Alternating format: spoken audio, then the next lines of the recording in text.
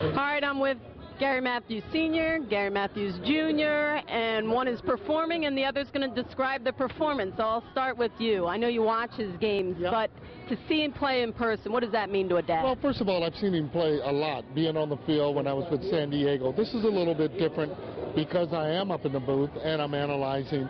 So I've always been a person that tells it the way that it is, hoping that even our guys, J. Rowe and Utley or Pat Burrell, you have to be able to be honest with the people here in Philadelphia because they know, and there's some tough fans and tough critics. So, you know, I'm going to describe the play the way that I see it.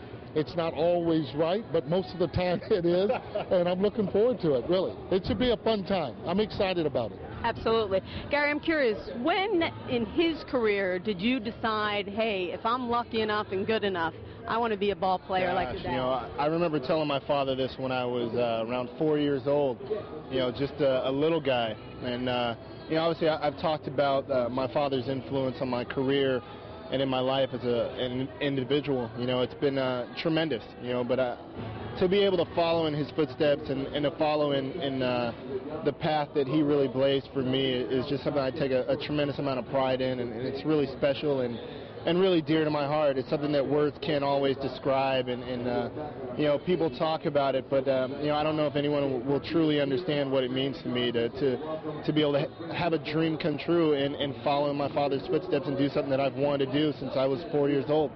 I know baseball is the common thread with you guys, but if it's not the season and you're not at the ballpark, what's something that you guys love to do together? Oh my gosh, you know, we always talk about it, and it's been a little difficult, but holidays are usually big, and we trade off holidays. But you know, a Christmas time in Chicago with my father is something to see. It's tremendous when all the family gets together, and you've got a tremendous amount of food in the kitchen. My father is an outstanding cook.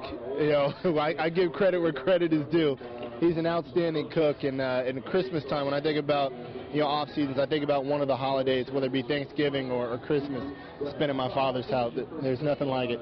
And my last thing for you, Gary, because I think it was recent that you said having a son that's a current player has actually helped you with these current Phillies in doing your job. How so? Well, first of all, they're the same age, so there are times when Pat might be struggling, or Jason Worth, or even Aaron Rowland last year, where they would allow me to go and talk to him. I could tell Milt, you mind if I talk to this guy?